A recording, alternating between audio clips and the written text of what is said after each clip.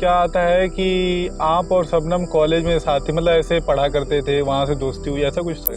एक दिन मैं भी उनके निशाने पे आ गया। तो कभी ऐसा नहीं लगता है कि जो लड़की इतना हेल्पफुल, जो भाई दोस्त की तरह मुझे मानती थी, वो कभी ऐसा कर सकती है, वो भी अपने परिवार के साथ? लेकिन उसका अपराध ये था कि वो उसके पेट से पैदा हुआ। कि और अच्छी लगी कि आपने जो अडॉप्ट किया शबनम का बेटा, उसके बाद आपने खुद का भी बच्चा नहीं किया। अच्छा, उसकी अच्छी बात क्या लगती? कभी कभी को आपने इतने साल बिताए हैं उसके साथ, क्या उसका कुछ अच्छी बात, क्या करना चाहता है वो आगे, उसका ड्रीम क्या है? वो संपत्ति उसकी काफ़ी थी, तो उस संपत्ति का अभी क्या है?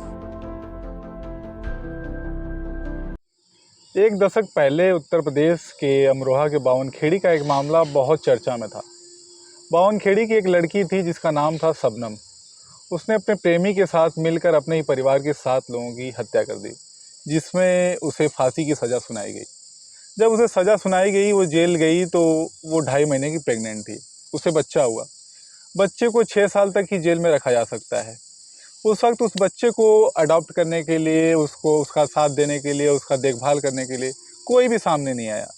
लेकिन एक शख्स था जो उस टाइम भी शबनम का साथी कह सकते हैं, वो सामने आया और उन्होंने बच्चे को अडॉप्ट करने की कोशिश की। मैं आज उसी शख्स से आपको रूबरू करा रहा हूँ। नाम है उस्मान सैफी। नमस्कार सर, स्वागत है आपका बहुत बहुत। Thank you. क्या था सर वो मामला? आप कैसे उस बच्चे को अडॉप्ट करना चाहते थे? क्यों उसी बच्चे को, क्यों? असल में मैं उन दिनों अमरोहा अमर उजाला में काम करता था और तभी मुझे पता चलता है कि मेरे ही एक कॉलेज की फ्रेंड शबनम, उससे पहले उनके साथ क्या रहा मुझे बहुत ज़्यादा डीप नहीं पता था। तो लेकिन पहली बार मुझे तभी पता चलता है कि ऐसे उनको एक बच्चा है और इस बच्चे के बारे में से पहले पता चलता है तो मुझे उस खबर के बारे में रिसर्च किया और रिसर्च करने के बाद मुझे लगा कि शायद मुझे कहानी, एक किताब लिखनी चाहिए शबनम के ऊपर। तो जब मैं शबनम से लगातार जेल में मिलने की कोशिश करता था तो तब मुझे पता चलता है कि उनको एक बच्चा भी पैदा हुआ है, क्योंकि ये जो घटनाक्रम है ज़िला अमरोहा का है, वो मुरादाबाद जेल में रही थी और उन दिनों में दिल्ली में रहता था। अच्छा। तो मैं यहाँ की अपने लोकल की खबरें इतनी नहीं पढ़ पाता था और ये इत्तेफाक रहा कि मेरे सामने इतनी सारी खबरें आई नहीं थी। लेकिन हाँ, इतना ज़रूर था कि एक लड़की ने अपने परिवार के इतने सारे लोगों को मार दिया है। लेकिन ये नहीं पता था कि कभी मैं सीधे उससे इन्वॉल्व हो जाऊँगा। अब मैं वहीं से पता चलता है कि जो चाइल्ड वेलफेयर कमेटी है, उस बच्चे को वो जेल से बाहर निकाल के एक परिवार को देना चाहती है, ताकि वो भी बच्चा एक सामान्य बच्चों की तरह ज़िंदगी बिता सके। तो मैं अक्सर देखता था कि वो विज्ञापन अखबारों में छपता था, लेकिन कोई भी परिवार, कोई भी फैमिली, कोई भी लोग उस बच्चे को लेने के लिए आगे नहीं आ पाते थे। तब जब पहली बार अप्लाई किया तो अप्लाई करने के बाद 17 एप्लीकेशन लगी थी मेरी भी और लोगों की। तो बाकी की जो एप्लीकेशन थी उसमें मोस्टली क्रिमिनल रिकॉर्ड वाले थे।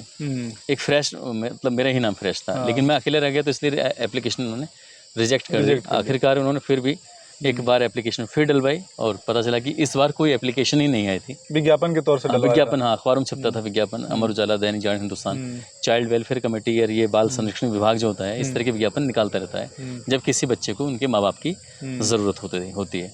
तो ऐसी कंडीशन में जब उस बच्चे को हम लेके आए तो जब अखबार में छपा था, शायद दैनिक जागरण की ये लीड खबर थी पहले पेज की कि उस्मान के आंगन में खेलेगा शबनम का ताज। अब जब ये खबर छपती है तो उसको लेकर लोगों ने 3 तरह के लोग बन गए थे। एक वो कि जो उन्होंने कहा कि अरे ये तो बहुत सारी संपत्ति है उसकी, उसको लेके उन्होंने किया है। एक वो कि इस बच्चे को भी जीने का पूरा अधिकार है। एक वो कि यार वैसे ही इन्होंने तो नाम करने के लिए, इस तरह अपना हाईलाइट होने के लिए इस तरह से किया है। तो जितने लोग थे उतनी तरह की बातें थी, लेकिन किसी बच्चे ने या किसी व्यक्ति ने ये जानने की कोशिश नहीं की कि एक बालक जो है अपनी माँ के पेट से पैदा हुआ है और उसके सिर्फ पैदा होने की कीमत उसको 6.5 साल, मतलब 6 साल 7 महीने और 21 दिन उसको इसी बात की कीमत चुकानी पड़ी। तानों से गुजारना, तानों नहीं, जेल के अंदर। मतलब उसकी क्या गलती नहीं, उस बच्चे को गलती नहीं थी, कोई गलती नहीं। जेल में कौन जाता है? अपराधी जाते हैं। लेकिन उसका अपराध ये था कि वो उसके पेट से पैदा हुआ था। तो इतने साल उसने उसमें गुजारे और उसको लेने के लिए आगे नहीं आ रहा है। भाई हम लोग आज की तारीख में मुसलमान हो तो मस्जिदों में फंसे हुए हैं, हिंदू हो तो मंदिरों में फंसे हुए हैं, लेकिन बात जब सामाजिक आती है, बात जब किसी की मदद करने की आती है, तब हम जो भूल जाते हैं इंसानियत क्या होती है। तो मुझे याद आता है कि यार क्यों ना इस बच्चे की मदद की जाए। कोशिश की, बहुत सारी दिक्कतें भी हुई, घर परिवार, रिश्तेदार, दोस्त, यानी कितने सारे लोग छूटे, बहुत सभी तरह की बातें थी, लेकिन हमारा लक्ष्य, हमारा उद्देश्य सिर्फ एक ही था कि इस बच्चे को लेकर इसकी अच्छे से परवरिश करेंगे और मैं किसी के बारे में क्यों कहूँ, जो हमारी अपनी खुद की कम्युनिटी की लड़कियां थी वो भी शादी करने को तैयार नहीं थी। क्यों? क्योंकि ये किसी और का क्रिमिनल का बेटा है, criminal एक और। मतलब बच्चा तो बच्चा होता है, उसकी गलती यही थी कि वो शबनम के पेट से पैदा हो गया। उसके लिए मैं अपने फ्रेंड से शादी की, सब कुछ ठीक ठाक रहा और बच्चे को अपना आज की तारीख में वो लगभग 13 साल का तो वो कंप्लीट। जैसे शादी की आपने, क्या उनका क्या रिएक्शन था, उनके परिवार वालों का क्या रिएक्शन था जब आपने शादी के लिए पूछा कैसे, कि अचानक से ऐसे? अचानक से तो कुछ नहीं होता है, देखो क्या नाम है, वो अपना पढ़ाया करती थी टीचर, और अपने दोस्तों से अच्छा, आदमी, टीचर थी वो? हाँ पहले से, हाँ 2009 में इनकी पोस्टिंग थी। और मैंने कोशिश करा था 2012 जुलाई के बाद में, तो लगातार जब मैं कोशिश कर रहा हूँ तो मैं अपनी सारी बातें शेयर करता था कि मैं आज वहाँ गया, उससे मिला, ऐसे करा, वो हो गया जो भी। क्योंकि जो शबनम से मुलाकात करने का जो प्रोसेस रहा है, मतलब 3 साल के बाद मुलाकात हुई थी। 3 साल तक लगातार मैं कोशिश संघर्ष करता रहा मिलने की। ऐसा नहीं था कि एकदम गया और जाके उन्होंने सब। अच्छा, इस बीच में एक सवाल पूछना चाहूँगा। क्या आता है कि आप और शबनम कॉलेज में साथ थे, मतलब ऐसे पढ़ा करते थे, वहाँ से दोस्ती हुई, ऐसा कुछ था क्या? जो मेरे गांव से अमरोहा, मतलब ज़िला अमरोहा का जो जगदीश सरन हिंदू स्नातक महाविद्यालय है, उसकी दूरी 65 किलोमीटर, और मुझे वहाँ तक पहुँचने के लिए 2 बस बदलनी पड़ती थी। एक बस मेरे गांव से हसनपुर के लिए जाया करती थी, वहाँ से मुझे जो हसनपुर की बस पकड़नी पड़ती थी तो वो अमरोहा के लिए जाती थी। शबनम का गांव रास्ते में पड़ता था जब दूसरी बस पड़ती थी। तो कई बार ऐसा होता था कि जैसे हम लोग बैठे हुए हैं सीट पर, तो जब लगातार 3 साल तक आप ग्रेजुएशन करने के लिए जाएंगे, तो 3 साल में, एक साल में 65 दिन होते हैं। मान लीजिए 300 दिन भी मैं स्कूल गया हूँगा, कॉलेज गया हूँगा, तो 300 दिन में हो सकता है कि 3 दिन तो ऐसे आए होंगे कि वो मेरे बराबर वाली सीट पे मौका मिला होगा, क्योंकि वो भी जाया करती थी। तो इसी बीच में हमारी दोनों की दुआ सलाम मतलब हो जाती है, हाय हेलो हो जाती है। बस में ही, कॉलेज में नहीं? बस में ही, हाँ, क्योंकि वो सीनियर रही हैं वो। मैं बीए फर्स्ट ईयर में एडमिशन लेता हूँ और वो उसमें फाइनल में थी, और जब मैं फाइनल करके गया तब शायद वो एमए फाइनल कर रही थी ज्योग्राफी से। तो ऐसे ही हमारी बस में ही मुलाकात थी। लेकिन मुझे लगा कि शायद जब मैं इनसे मिला था तो वो उनका नेचर वाकई क्या बड़ा नेचर, वैसा अच्छा नेचर रहता, मदद करने वाला नेचर रहता है, हेल्प करने वाला। मेरी भी उन्होंने एजुकेशन में काफ़ी हेल्प की, अपने नोट्स वगैरह उपलब्ध कराए। और इसका मतलब क्या नाम है, मुझे लगा कि शायद इस लड़की के बारे में जो लोगों को पता है, पब्लिक को पता है, वो वाली चीज़ें तो पता ही हैं। शबनम क्या सोचती है, शबनम क्या अंदर क्या है, उसकी किताब के माध्यम से लोगों को पता चलना चाहिए। एक आप बस का भी किस्सा सुनाते हैं कि वो एक हेल्पफुल नेचर की थी, आपके बैठने में कैसे मदद और तमाम चीज़ें, वो वाला क्या किस्सा था? अब तो कॉलेजों की पढ़ाई का जो लेवल है वो बदल चुका है। पहले ऐसा होता था, जब हम अपनी बस छोड़ के जब दूसरी बस में जाते थे तो उस बस में अक्सर लड़कों का एक झुंड चलता था। अक्सर मतलब वो क्या काम करते थे, किसी भी अकेले आदमी को देखा और उससे बदतमीजी करना शुरू कर देते। तो हर दिन किसी न किसी को निशाना बनाया करते थे। एक दिन मैं भी उनके निशाने पे आ गया। सीट पे बैठा हुआ था, मैं सीट को उन्होंने इशारा किया कि अब से खाली कर दो, मैं उसे खाली करने लगा। शबनम बराबर में बैठी हुई थी, शबनम ने मुझे हाथ पकड़ा, क्योंकि वो भी देखती थी ऐसे दृश्य। तो उन्होंने कहा कि नहीं, सीट नहीं छोड़नी है, उसने इशारा किया छोड़नी है। अब साहब जब मैंने कहा कि आज तो मार पड़ेगी जो औरों को पड़ती थी, जब ये लोग झुंड में चलते हैं एक साथ। जब बस से उतरे तो उन्होंने घेर लिया मुझे। जब उन्होंने घेर लिया, पीटने उठने उस टाइम शबनम भी मौजूद थी? शबनम मौजूद थी। जब उसने कुर्सी से नहीं, मतलब उसे क्या बोलते हैं, चेयर बोलेंगे ना, नहीं, वो बस की सीट से नहीं खड़ा होने दे रही है। तो जैसे ही मैं बस से उतरा था, उन्होंने आगे से पकड़ लिया, पूरा छोड़ने तक गई है? छोड़ने तक। तो पूरी हेल्प की। मुझे ये पता था कि जैसे ये बदमाशी करते हैं, ये भी बदमाशी कर रही है। तो उन्होंने कहा कि मेरा दोस्त है, मेरा भाई है, आप ऐसे कैसे हाथ लगा सकते हैं, मैं देखूं। तो जब कहा मेरा दोस्त मेरा भाई है, तो फिर वो लड़के से हट गए। और तब मुझे लगा कि हाँ यार, जान बची 100 लाख को पाएगा, तो दिल उठ के आए। तो आपने ये कहानी थोड़ी बताई हेल्पफुल वाली, तो आपको कभी ऐसा नहीं लगता कि जो लड़की इतना हेल्पफुल, जो भाई दोस्त की तरह मुझे मानती थी, वो कभी ऐसा कर सकती है, वो भी अपने परिवार के साथ? देखो, वक्त का नहीं पता कुछ भी। आज हम दोनों आपस में बात कर रहे हैं, कल मेरे सामने क्या सिचुएशन पैदा हो जाए कि मैं एक शरीफ आदमी भी मतलब क्राइम कर बैठूं। तो क्राइम का सिस्टम जो किसी आदमी की शराफत से या उसकी बदमाशी से नहीं हो सकता। आज तक जो मैं जैसे कोई कहानी यूट्यूब पर सुनाता हूँ, जो बहुत टॉप क्लास के बदमाश रहे हैं, उनका बैकग्राउंड बहुत ही अच्छा रहा है। कभी लड़ाई नहीं, झगड़ा नहीं, कुछ नहीं। ऐसी सिचुएशन पैदा हो गया उन्होंने कर दिया। अचानक से मानसिक हाँ, तनाव पता या नहीं ऐसा क्या सिस्टम रहा होगा इनका, आपस में क्या माँ बाप से इनकी क्या परेशानी रही होगी, ये तो फिर शबनम भी बहुत बेहतर से बता सकती हैं। यही बात मैं जानना चाहता था, यही बात मुझे भी आज तक पता नहीं चल पाई। कभी शबनम बताएंगे तो मैं ज़रूर बताऊँगा। अच्छा, इस मामले को काफ़ी समय बीत चुका है, करीब 12-13 साल बीत चुके हैं। अब आपको इन मामलों से गुजरना पड़ता है, कैसे क्या? कभी ऐसे किस्से आपके सामने आ जाते हैं, शबनम का कोई नाम ले लेता है, उससे रिलेटेड कुछ बातें? देखो जब जिस दिन क्या शबनम के साथ जुड़ गया था, इस केस से मैं जुड़ गया था, उस दिन सोच लिया था कि जब तक मरूंगा तब तक वो चीज़ पीछा नहीं छोड़ेगी। या तो उन चीज़ों का हमें मतलब मुकाबला करना है।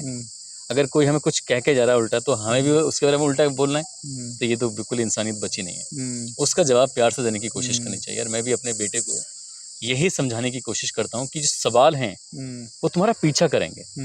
जब तक तुम इस दुनिया में रहोगे तब तक पीछा करेंगे। उन सवालों का प्यार से जवाब देना है।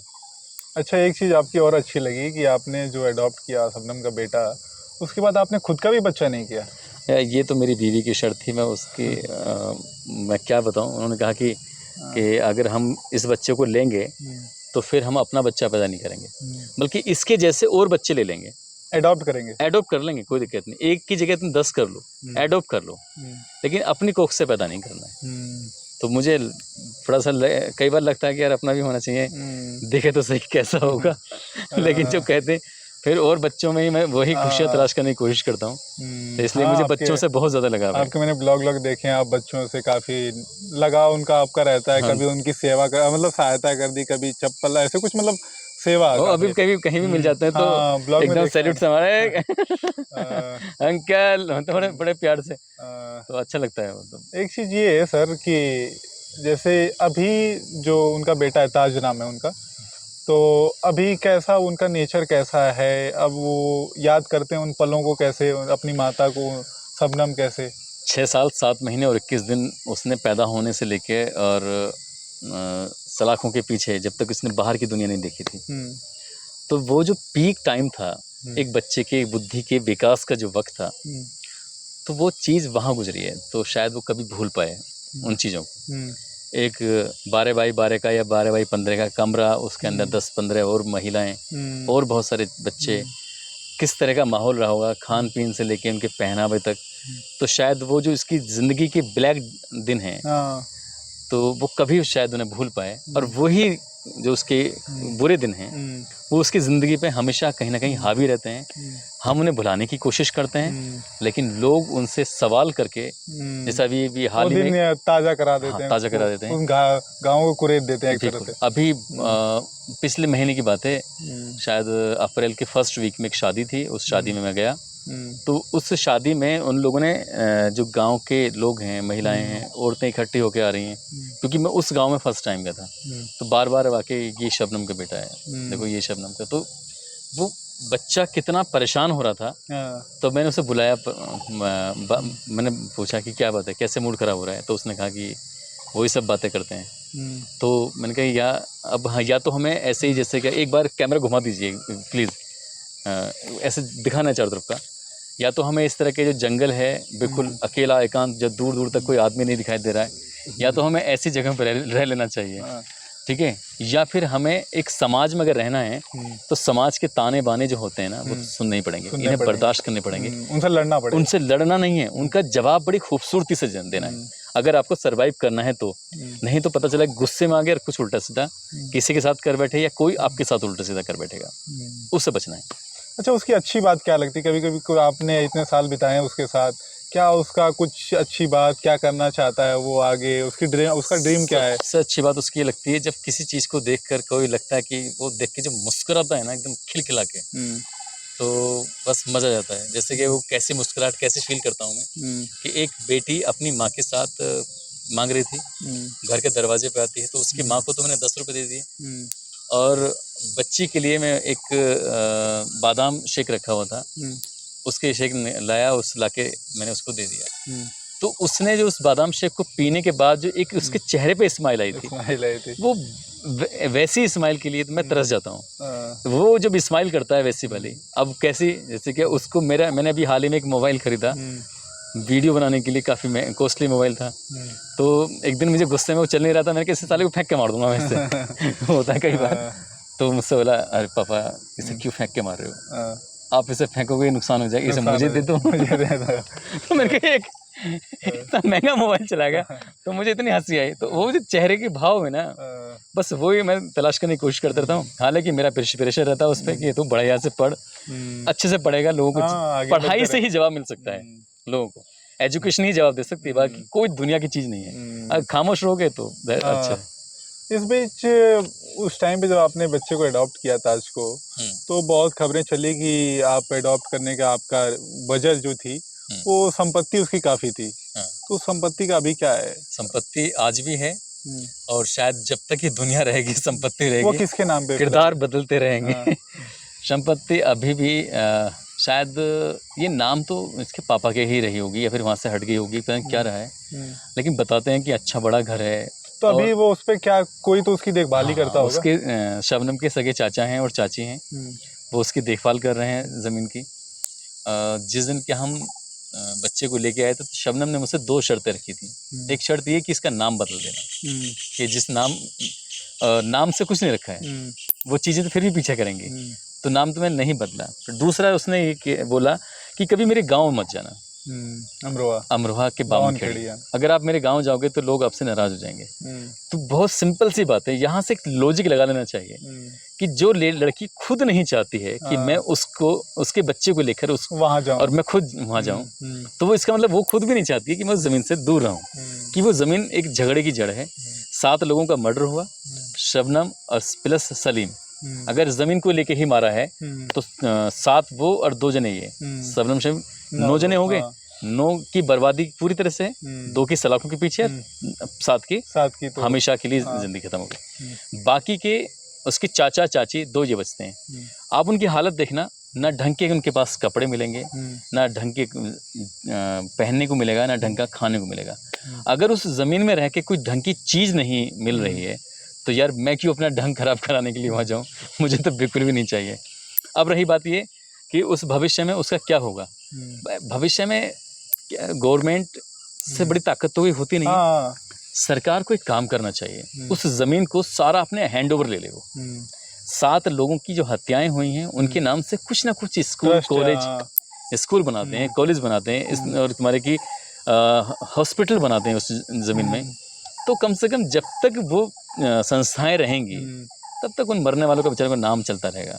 तो इसलिए उसका तो जिनका कोई कसूर, कोई कह नहीं सकते कि हाँ क्या, लेकिन वही है सर कि अच्छा, इस बीच कभी उनके रिश्तेदारों ने, शबनम के रिलेटिव ने कांटेक्ट करने की कोशिश नहीं की? बिल्कुल कांटेक्ट करने की कोशिश की, और कांटेक्ट करने की जब कोशिश की तो वो शायद पहला और आखिरी कांटेक्ट था। एक बंदे का फ़ोन आता है, वो शबनम के बहुत ही ज़्यादा करीबी रिश्तेदार हैं। उन्होंने कहा कि उन्होंने ज़मीन बेच रहे हैं।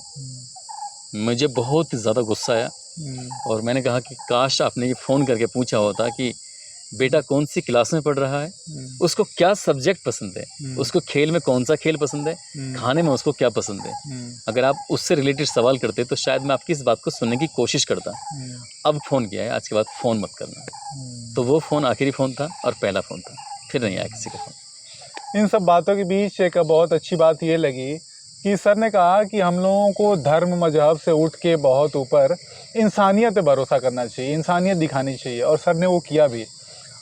एक जो मासूम बच्चा था जिसकी कोई गलती नहीं थी, जिसने कोई अपराध नहीं किया था, उसे तानों से गुजरना पड़ा, तमाम चीज़ें हुई। सर ने हालांकि उसे अब गोद ले लिया है, तमाम चीज़ें उससे, पढ़ाई लिखाई सब देखभाल उसका कर रहे हैं।